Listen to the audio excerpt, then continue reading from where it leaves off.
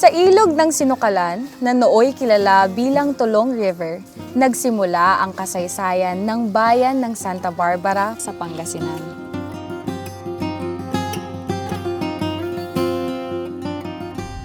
Sa gilid ng ilog na ito, unang nanirahan noong panahong pre-colonial era ang mga ninuno. Dito rin nagsimula ang paglaki ng populasyon na kalaunay bumuo at nagtaguyod sa naturang bayan. Dati rin itong parte ng Ancient Wandom of Caboloan, isang maituturing na kaharian sa probinsya na siya namang sinakop ng mga Espanyol sa kanilang pagdating sa bansa.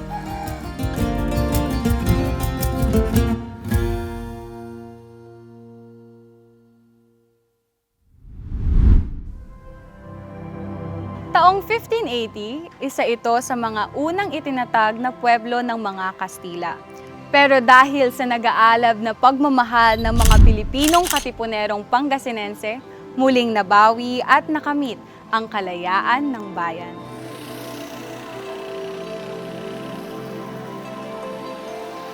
Well, to inform you, Santa Barbara originated to have been founded way back sometimes in 1741 when the Spanish Governor General sent an inspector to see the place which was originally called Barrio Tulong, which is originally a part of Calasiao then. So in 1741, after the inspection, Santa Barbara was formally declared as a pueblo, and the name is Santa Barbara di Tulong because the patron saint of the church which was constructed in Santa Barbara during that time, the patron saint is Saint Barbara. And it was called Santa Barbara di Tulong because the name of the river that bisect the municipality is called Tulong River. It's a combination of the saint and the river because the people of Santa Barbara are riverine people.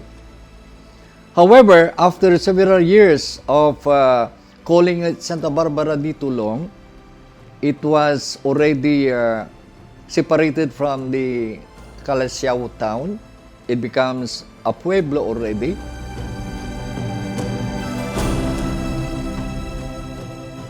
And during the time of Daniel Maramba, way back in sometimes in 1898, Daniel Maramba is the commanding officer of the Katipunan forces in Central Pangasinan, and he was the one who is instrument in freeing Santa Barbara from the Spanish colonizers.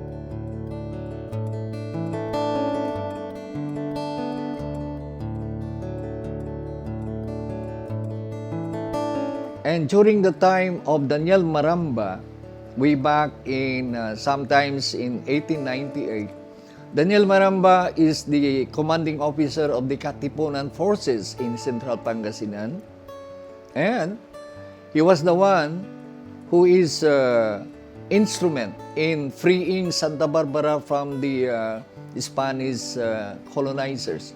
So Daniel Maramba, a young leader of Santa Barbara who is known to us our hero, he captured a certain father. That's why Santa Barbara was freed from the clutches of Spanish colonizers. Then, Daniel Maramba then proceeded to assist General Emilio Aguinaldo in the fight against Spain. And after freeing Santa Barbara, Daniel Maramba is instrument in freeing Dagupan City, and driving all the Spanish colonizers. And during that time, after the Spanish fight, we were freed from the Spanish colonizer. Then Americans came. So we have a fight between the Filipinos and the Americans. Daniel Maramba is the leading fighter for Central Pangasinan. He assisted General Emilio Aguinaldo. Then he was the one also who assisted General Aguinaldo, who passed by Santa Barbara then from Bayambang after he established his Malacanang rule there in Bayambang. And Daniel Maramba proceeded by assisting General Emilio Aguinaldo in fighting the Spanish people in Wood River. Maramba is behind, fighting the American soldiers. Aguinaldo fled somewhere in the provinces of Nueva Ecija, Nueva Vizcaya on his way to Palanan. And being a soldier helping Aguinaldo, he was one of those who was captured in Palanan, Isabela. Along the way, when Emilio Aguinaldo was going to Palanan, Isabela, General Gregorio del Pilar, who is believed to have been part in Emilio Aguinaldo's race, was not able to make it in Tirad Pass. Daniel Maramba was captured there, and then he was back to Santa Barbara. He became the mayor. He moved for the separation of Santa Barbara from Calasiao already. And the following election, he ran for Santa Barbara's mayor, and he is now the mayor of Santa Barbara. He's known as the grand old man of the province of Pangasinan, one of the best governor in the province of Pangasinan. He became also assemblyman for several times. He became the senator, and his remains was buried in La Loma Cemetery and was brought back to Santa Barbara sometimes in 1965.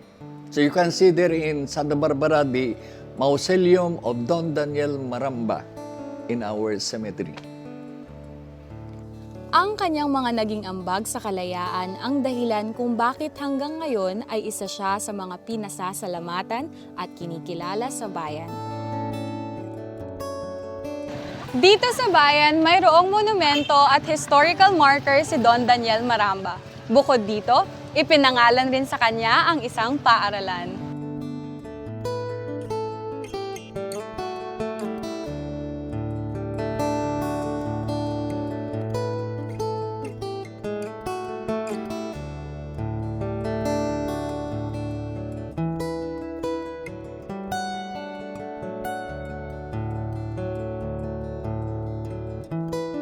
Dito sa Don Daniel Maramba Street, Barangay Poblacion Norte, matatagpuan ang historical marker ni Don Daniel Maramba. At sa tapat nito makikita ang bahay kung saan siya lumaki.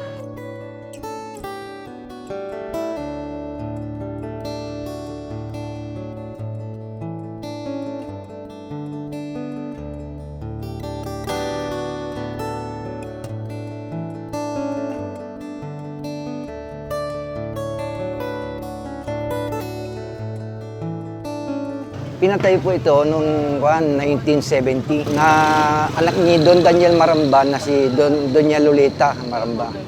Siya ang nagpatayo nitong monumento. Yan, sa barangay, palaging nilinisan yan. Tapos yung mga Grand Mason, sila rin ay isa na nagpaganda dyan sa monumento ni Don Daniel. Siyempre, proud kami na bilang apo niya, kilala siya dito sa Santa Barbara bilang naging gobernador, nagsenador, pati kami ng mga apo niya, kilala kami dito sa Santa Barbara. Kasi taga dito siya sa Santa Barbara. Yung manira dito dati, Daniel, saka kapatid niya yung Pascual. Marami sila, magkakapatid. Ito sila nanirahan, kasama yung lolo ko sa tuhod. kapatid ni Daniel Maramba. Noong taong 1916 ay naihalal bilang gobernador ng Pangasinan si Daniel Maramba at nanilbihan siya hanggang taong 1922. During his tenure, naipatayo ang provincial capital taong 1917 hanggang 1918.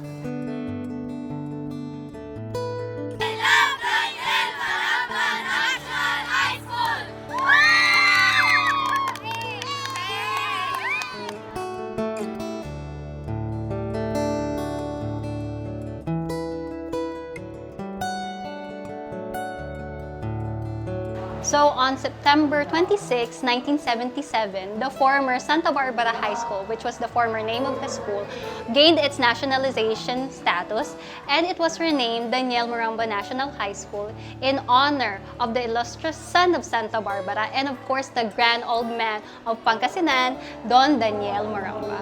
It has always been an honor to be part of Daniel Maramba National High School, and knowing its history is also a big part for me in my pride as someone who is from Santa Barbara. Having the school being named from a prestigious or a famous personality who has done notable contributions in the field of history in our province, I can say that I am definitely proud of this institution. Matapos ang mga labanan, at nang makamit na ang kalayaan. Taong 1741, dumami ang mga Kristiyano rito. Naging inspirasyon nila si Saint Barbara na naging opisyal na pangalan ng bayan ng Santa Barbara.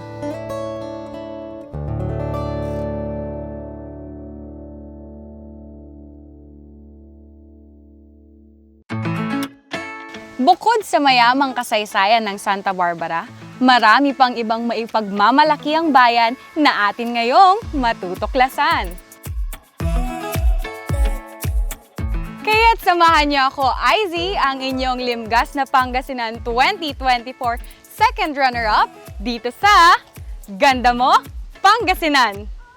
Simulan na ang pasyalan.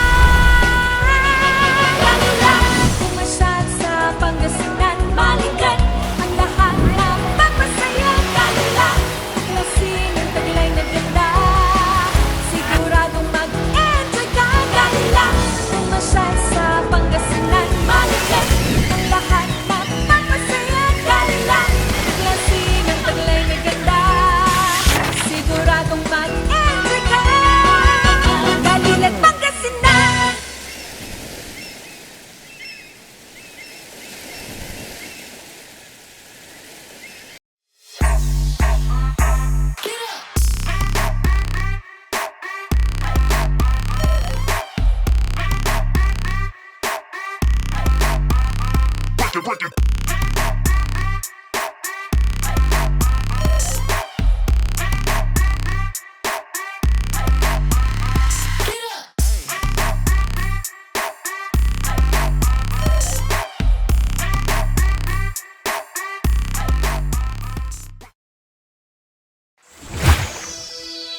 Kultura Splashway. Come have fun and enjoy the sun. Family and friends as one. Welcome to Kultura Splash Wave, a world-class resort nestled at the foot of the mountains. Have fun with the different waves at our amazing wave pool. Be thrilled at the heart-pounding giant slides. Swim to your heart's content at the uniquely designed dolphin pool. Be a child again with your family and friends at the Water Factory. Enjoy the comforts of your home at the spacious, elegantly furnished, air-conditioned rooms. Celebrate the best times of your lives at Juliet's Legacy Hotel and Pavilion. Face your fears at our Skywalker. Relax and find your calm at our Fish Spa. Located at Cares, Pugo, La Union. Live the adventurous life with Kultura Splashway. Join us now, come on. Kultura Splashway. Kultura Splashway. Come have fun and enjoy the sun. Family and friends as one. In the waters, join us now, come on. Kultura Splashway. See you there. Kultura Splashway.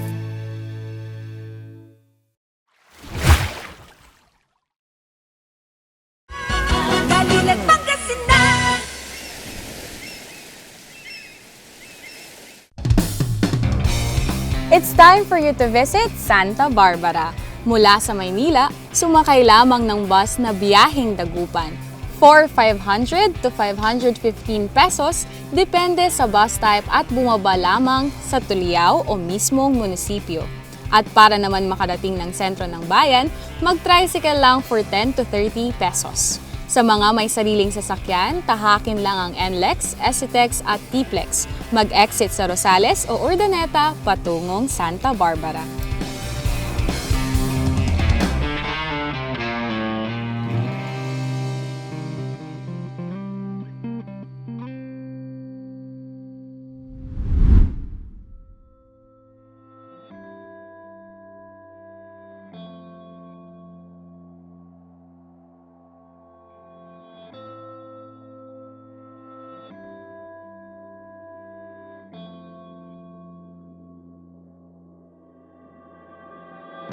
Kasabay ng pagdami ng mga Kristiyano sa bayan ng Santa Barbara ay ang pagtatayo ng simbahan. At dito nga sa Barangay Poblacion Sur matatagpuan ang Santuario de Santa Barbara Holy Family Parish.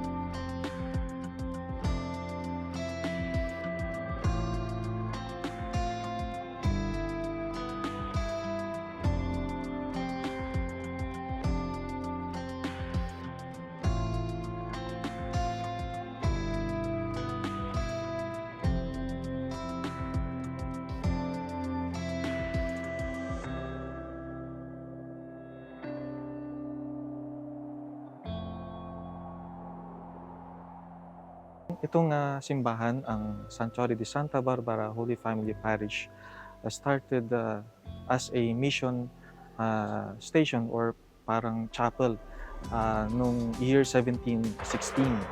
And from that on, noong 1743, naging parish siya. And that this church was established under the patronage of Santa Barbara. So una yung tinawag yung simbahan na to Santa Barbara de Tolong. And then after that, nung 1743, from onwards, this parish, this church, was administered by the Dominican fathers, Dominican friars, the order of preachers. And from the order of preachers, in 1972, the parish church was under the titular of the Holy Family. And then last December 4, 2023, it was declared as a shrine or santuario by our Archbishop, Most Reverend Socrates D. Deliagas, being a sanctuary recognized as a shrine because of the great devotion of the people of Santa Barbara to our patron, Santa Barbara, and recognizing also the Holy Family as its titular. We hope and pray na yung mga parishioners natin, yung mga pupunta, will have a greater devotion towards Santa Barbara and the Holy Family. And we hope and pray na sana kung makita po ninyo itong simbahan, you will be not only amazed with its antiquity, but you will be led to pray more and to deepen our faith. So, iniimbitan po kayo na bisitahin po ang Santuario de Santa Barbara Holy Family Parish dito po sa bayan ng Santa Barbara. You are very much welcome, and I pray that when you visit here, you may deepen your faith and our devotion to Santa Barbara and the Holy Family.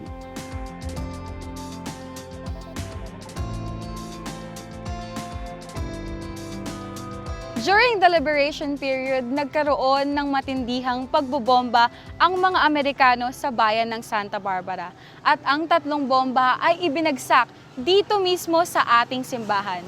Pero miraculously, ang mga ito ay hindi tumama dahil ang isa ay tumama lamang sa present bell tower site at ang dalawa naman ay sa harap lamang ng simbahan.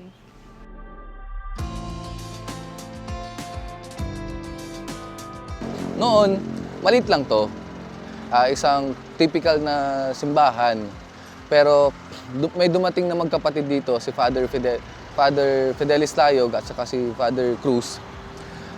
Pinalawak nila ang pananampalataya ng mga taga Santa Barbara. From the small church, nagkaroon na to ng magandang park sa gilid, basketball court, nagkaroon na ng mga swimming pool sa loob ng church para puntahan ng mga tao as their tourism site.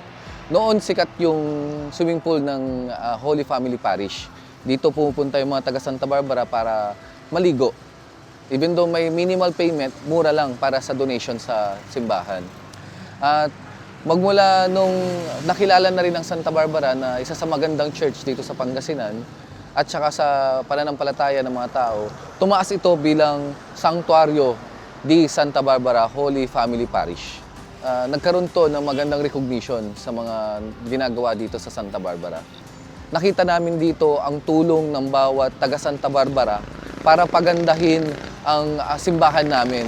Ang tulong dito, ang sabi ng pare sa isang misa, bilib ako sa mga taga Santa Barbara dahil grabe kung makapagbigay ng donasyon para pagandahin at palawakin pa ang pananampalataya dito sa buong Santa Barbara.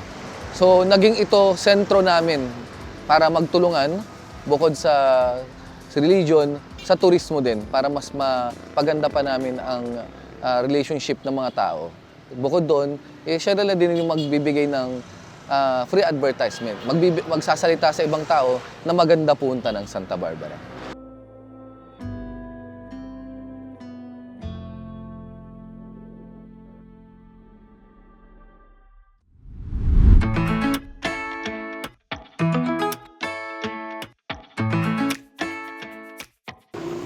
Sa tapat lamang ng simbahan ay makikita naman natin ang plaza ng Santa Barbara.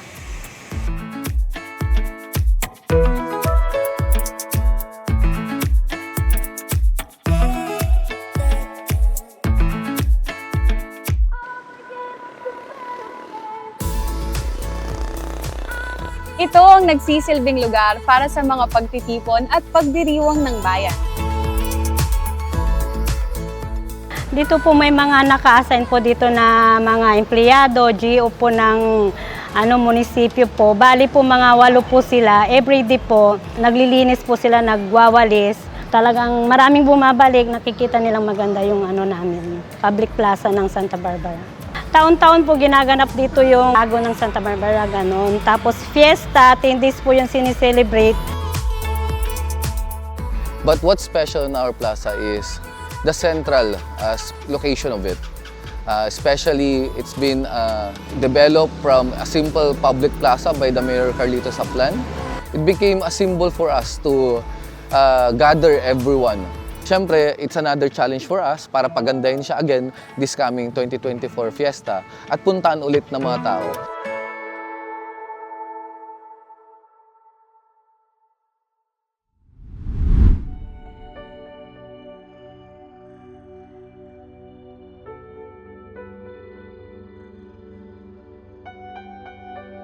Ang dito sa amin Santa Barbara, hindi sila namumblema kasi masyadong peaceful. Hindi kami namumblema dyan sa dahil lumakad ka dito gabi, hindi ka mag-aalala. Yun. May mga karamihan may trabaho. Especially ngayon, mayroon kaming dinedevelop dito na 100 hectares na yun sa solar. Bali, ang doon yung Chinese, yung City Core.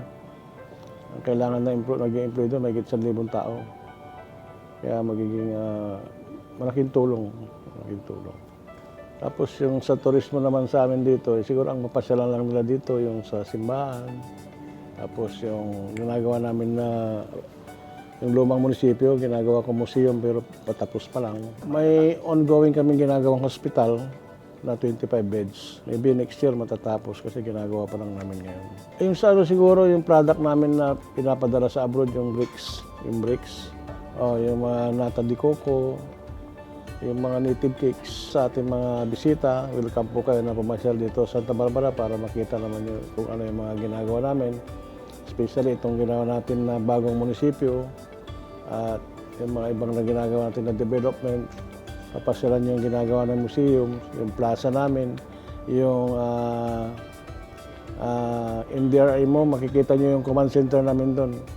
Monitor lahat ng mga dumadaan dito sa sasakyan, naka-CCTV lahat, at nalalaman natin kung ano yung mga problema sa barangay.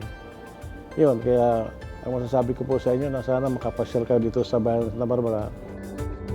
Santa Barbara, Pinablimika. Sa kabila ng patuloy na pag-usbong ng bayan, hindi naman nakakalimutan ang pangangalaga sa kalikasan.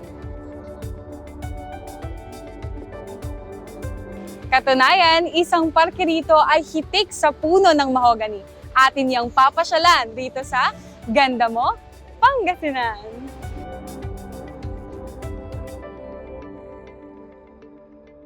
Bulok, maliliit at hindi ba malusog ang inyong mga halaman? Omega Green ang kasagutan. Ihalo lang ang 2 kutsara nito sa isang maliit na container at kaunting tubig. Pagkatapos ay ihalo sa knapsack sprayer at pwede na itong spray sa mga pananim. Meron itong nitrogen, phosphorus, magnesium, copper at zinc na tumutulong sa pagpapaganda at pagpapabilis ng tubo, pagpapanatili ng nutrisyon, mas malagong mga dahon at panlaban sa mga sakit ng mga halaman. Hindi rin ito nakasasama sa kapaligiran. Pwede rin ito sa kahit anong klase ng halaman, mapa highland crops o lowland crops. Omega Green by Encam Agri-Marketing, the ultimate friend of farmers. Looking for a place to stay in Baguio City? Find your calm at Hotel Supreme. A good dip at their pool.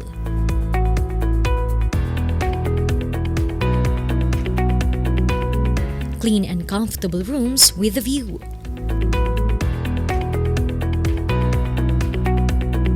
Accommodating staff.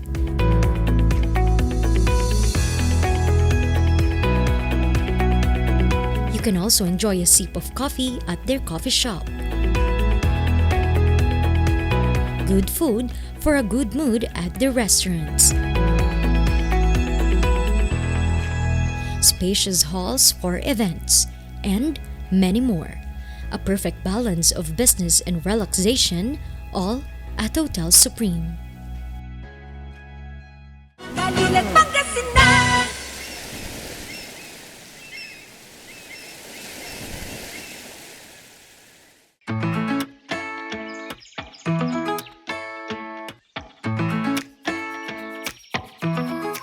Malamig ang simoy ng hangin, maaliwalas at talagang madarama mo ang pagiging one with nature dito sa Mahogany Park ng Barangay Gigisangan.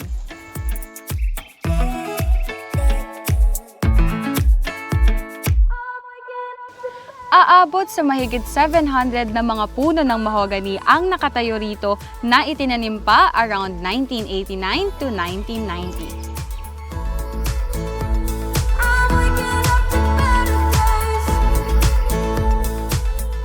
Kaya nagkaroon ng mahogany park dito, nagkaroon ng tanim na mahogany dahil yung mag-asawang Rodi at saka Auri Pardo, nagtanim sila dito sa lupa nila, itong lupang ito. Tapos, dinagdagan nila ng maraming mahogany seedlings, tinatanim nila sa mga barangay officials. Kaya nagkaroon ng mahogany dito. Na ngayon, napakaganda dahil nga dinadayo ng mga tao. Kasi ang kalsadang ito, before, 4 meters lang yan Daan lang ng tao at kariton nung araw. Pero ito mahaba itong kalsadang ito siguro mga around 2.5 kilometers to from the highway hanggang doon dead end. Dahil itong daan na ito pwedeng i-develop, magiging alternate road para ma-decongest ang traffic sa Tulyao, going to Kalasyaw ito. Umaabot naman sa 20 to 25 meters ang taas ng bawat mahogany dito, Kaya perfect talaga itong location for photo shoots. Maraming dumadayo dito, mga prenup, kung sino-sino nagpapapicture sila rito. Sana ma-develop ito para mas lalong dadayuhin ng mga tao at turista. Dito madalas na nagpipiknik ang mga couples, family at barkada. Swak din dito ang magmuni-muni mag-isa.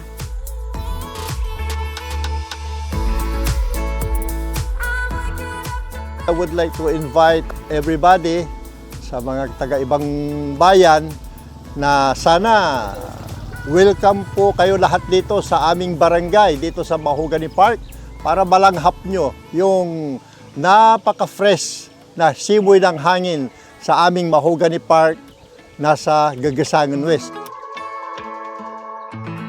Isa nga ito sa mga go-to selfie spot dito sa Santa Barbara.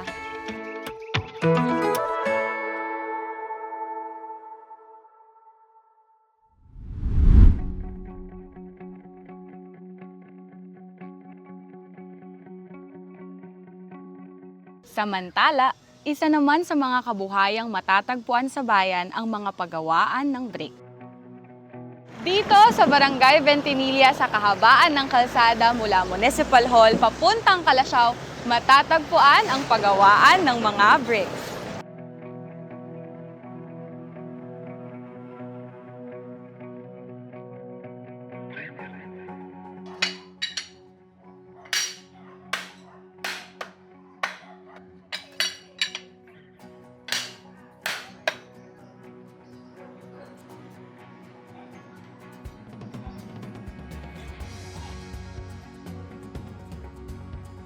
Mga 10 taon na gumagawa ako ng brakes. Masaya po. Masaya akong gumagawa. Dahil po sa paggawa ng brakes, nakatulong ako sa mga magulang ko, kapatid ko, sa bahay. Yan. Masayang paggagawa ng brakes. Pandagdag kita. Kahit konti-konti lang, at least mayroon.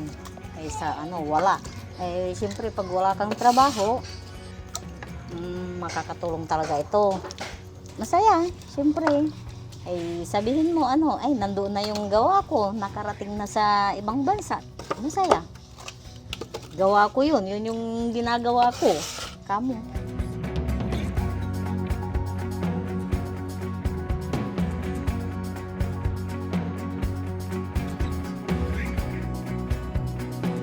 Kung saan-saan na po nakarating. Sa Maynila, ganyan po sa Bulacan. Itong kinakarga po namin ngayon, papunta po ng Santa Rita, Bulacan po. For 4 na taon na po katagal yung paggawaan po namin ng brakes. Actually, pag may umu-order po sa amin, kunwari i-deliver sa Maynila, yun po, yung kumukuha sa Manila, pinupunta nila ng ibang bansa po. Tapos gawang Pangasinan, dito sa Santa Barbara po. Nakaka-proud po kasi nakakapunta na po sa iba-ibang lugar. Minsan po may nakakapunta na rin sa ibang bansa po.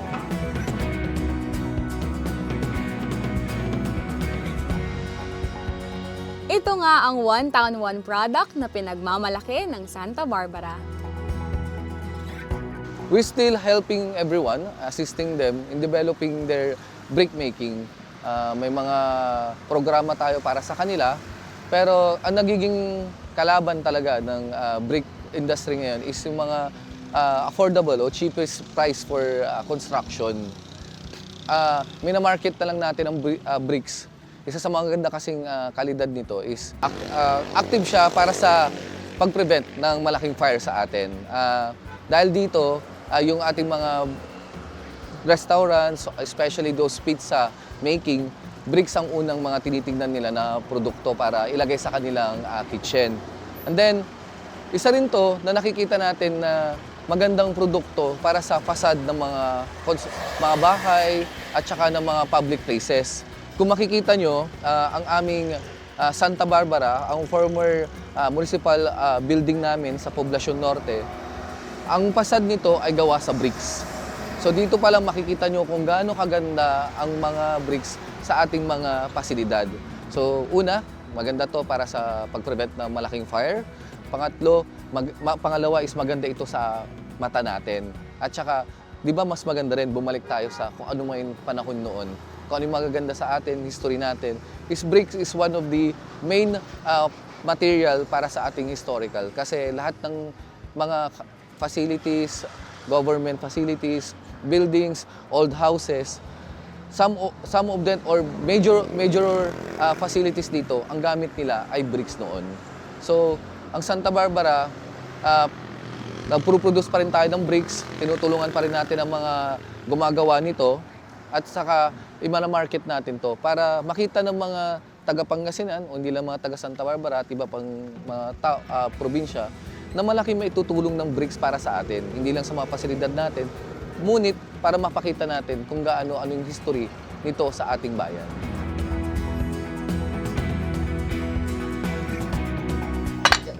Oo nga po, ito pala Ay, sorry po, mali po ba? Mali. Sorry, mali ho. Ganito po ba? Sige ho. Tatanggalin ko na ho ito. Tatanggalin na natin yung mold form. Ganyan po ba? Balik po natin dito. Tatanggalin natin yung excess na mud. Hindi ata napit-pit ng... Ay, isa po ba ito? Or tanggalin ko pa po sa taas? Palabas dapat. Mali ako mga friends. Hindi expert. Pero pagkatas po nito, sir, ilalagay na natin yung magandang product dito sa kanilang stand. Pero mali itong ginawa ko. Hindi magandang quality. Pero si Kuya, maganda yung mga gawa niya kanina.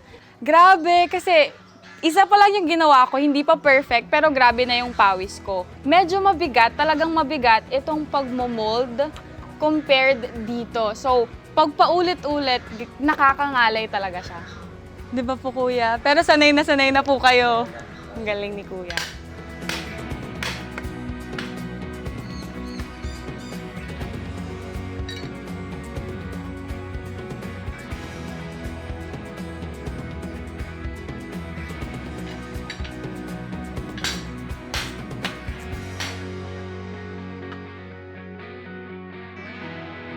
Time out muna sa pamamasyal at tara munang magmerienda ng ipinagmamalaking delicacy ng bayan, ang latik.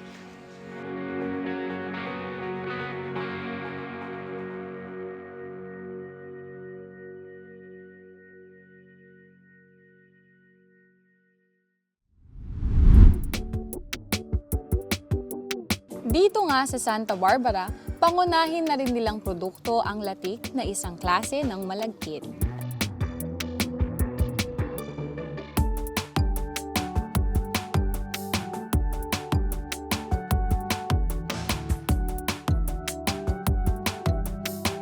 Matagal na kami gumagawa ng latik, more than 30 years na. Saya kami na nakikilala ang Santa Barbara na gumagawa kami ng latik. Marami na, hanggang sa abroad na nga po sa ibang lugar.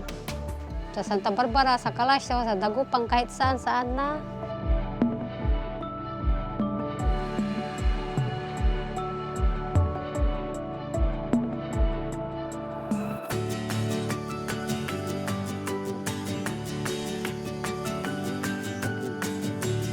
Araw-araw nagluluto kami ng latik tuwing saka pag pista ganun, pag birthday, saka kami sa bayan nagtitinda ganun. Araw-araw po kami na nagbibinta ng latik sa bayan po. Tapos pa kami, nagre-rendi po, may deliver. Masaya na po yung latik na nakikilala na dito po sa Santa Barbara.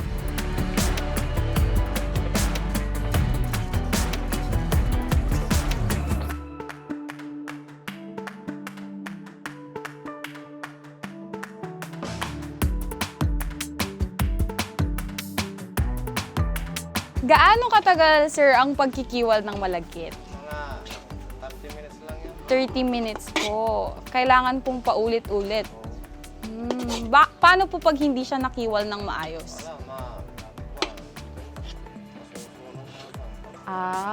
Para po hindi masunog, kailangan ikiwal siya ng mabuti. Talagang medyo nakakangalay siya kasi 30 minutes mong kailangang ikiwal siya continuously. Kasi pag hindi mo kiniwal ng maayos, masusunog.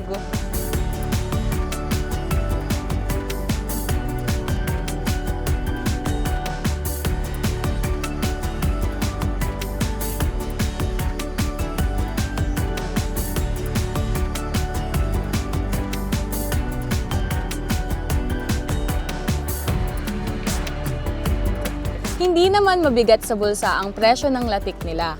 450 pesos lang para sa medium size at 800 naman para sa large.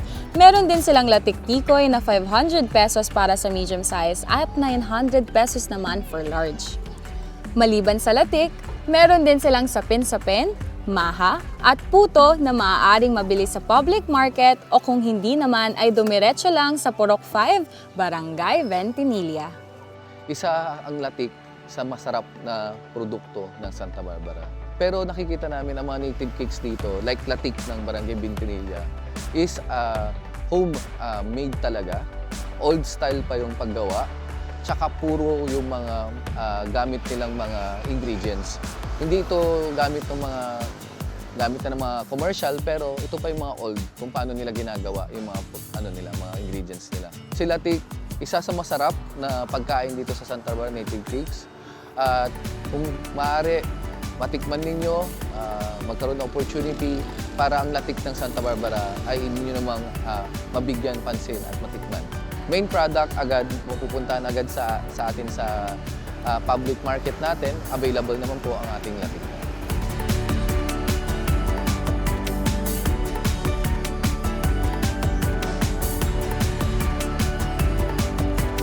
Bukod sa pagiging merienda, perfect rin itong pampasalubong. Kaya don't forget to look for latik when you're in Santa Barbara.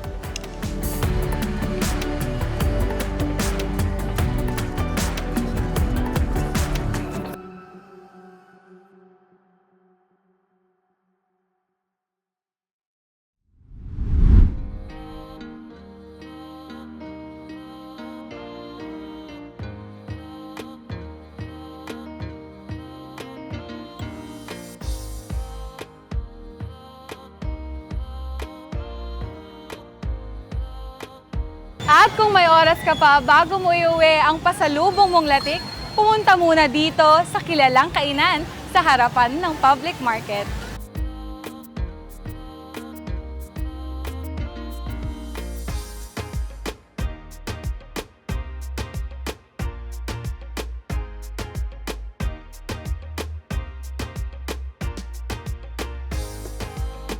Kilala nga ang kainang ito sa kanilang kaliskes at pigar-pigar at tinatangkilik hindi lamang ng mga taga Santa Barbara, kundi pati na rin ng mga taga Karatig Bayan.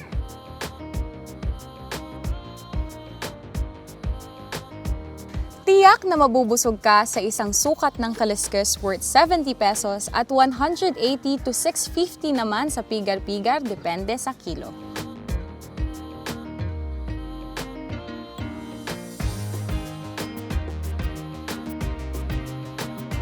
Bali, nag-umpisa po ako dito October 22, 2015. Na hanggang nakilala po kami dito, una po yung paninda ko, kaliskes muna sa Karos Caldo. Tapos nagdagdag po ako ng menu. Dinagdagan ko po ng bulalong pa, tapos pinapaitan sa kaldereta. Nung nagdagdag na naman po ako yung pong pigar-pigar. Bali, malaking tulong po sa akin to kasi natutulungan ko po yung mga kasama ko. Masaya po ako kasi nakikilala na po kami dito sa bayan ng Santa Barbara. Malaking karangalan din po na nakilala po yung Santa Barbara dahil po sa J-Miles Kaliskesan and Pigar-Pigar. Sa mga natatakam po, halimbawa napadaan po kayo dito sa bayan namin, bayan ng Santa Barbara, halina tikman niyo po ang aming kaliskes na sabaw palang ulam na at pigar-pigar na nanunuot sa sarap.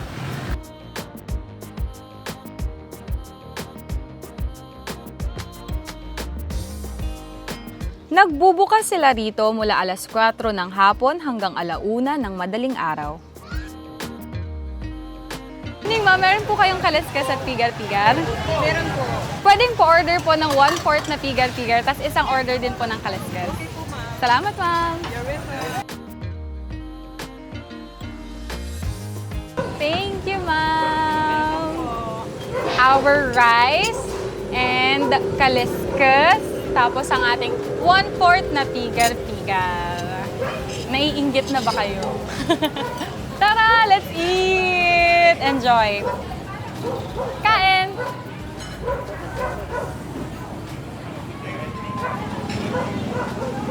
Perfect. Perfect mga friend. Halina, kain na tayo.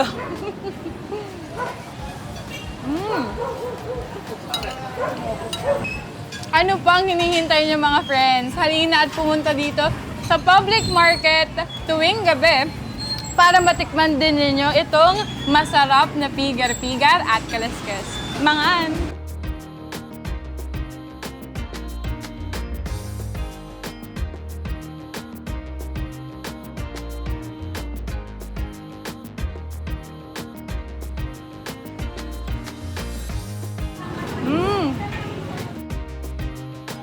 So good, guys. Come and see. Let's go here lamang sa Santa Barbara. A little victory dance for good food.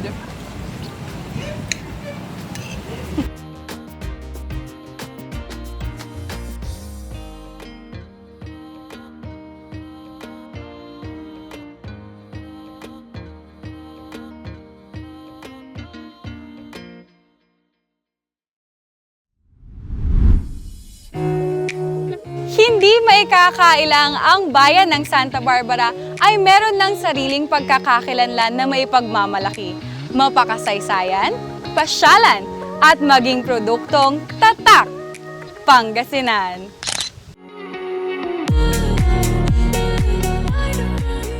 I have always loved my home, the municipality of Santa Barbara, especially its people.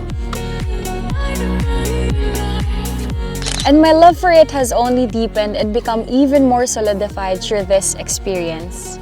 Our town may not have the grandest tourist spots that could give you an adrenaline rush, but there is a unique beauty that exists through the stories of the past, a sense of belonging, a real connection from our environment, nature, and heritage. Ang pinaka-paborito kong napuntahan rito ay ang paggawa ng laryo o bricks, the product that our town is most proud of. Just as bricks are fired to gain their resilience, so too are the people forged in the fires of life. It is in the hardest of times that we discover our inner strength, our endurance, our ability to persevere and work hard.